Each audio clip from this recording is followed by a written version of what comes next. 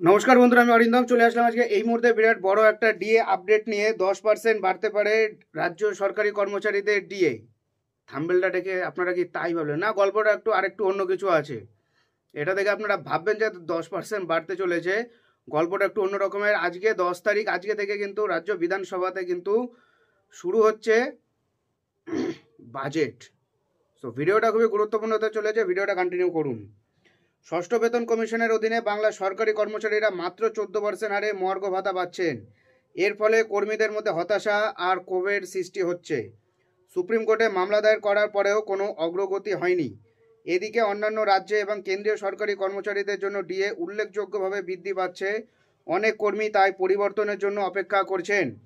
অনেকেই আবার হতাশ। কেউ ভাবছেন সরকার কখন কোনো পদক্ষেপ নেবে। সরকার পদক্ষেপ না, পদক্ষেপটা আপনাদেরই নিতে হবে।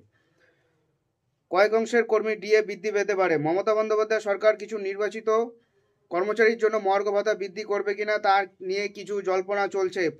প্রতিবেদনে বলা হয়েছে যে বিভিন্ন বিভাগের কিছু কর্মচারীকে 10% মহার্ঘ ভাতা বৃদ্ধির জন্য বেছে নেওয়া হলেও হতে পারে।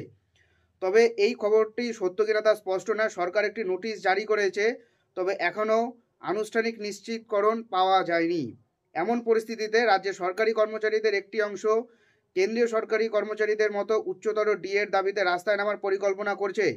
তারা দাবি করছে যে কেন্দ্রীয় সরকারি কর্মচারীদের মতো একই হারে ডিএ দেওয়া হোক এবং যে কোনো বকেয়া ডিএ পরিশোধ করে দেওয়া হোক।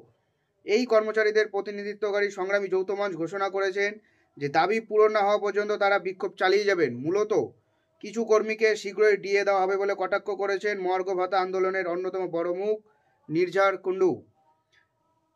বলা বাহুল্য, বাংলা সরকারি কর্মচারীদের ডিএ পরিস্থিতি এখন স্পষ্ট নয়। নির্বাচিত কর্মচারীদের জন্য সম্ভাব্য বৃদ্ধি সম্পর্কে গুজব থাকলেও শ্রমিকদের মধ্যে হতাশা ক্রমশ বাড়ছে। সরকার এই দাবিগুলি প্রতি কীভাবে সাড়া দেবে সেটাই হলো কি এখন দেখার। তারা কিন্তু সরকারের উপর রীতিমতো কিন্তু চাপ সৃষ্টি করার চেষ্টা করছে যে এইটা হলো গিয়ে সময়, বাজেটে ঘোষণা হলেও হতে পারে।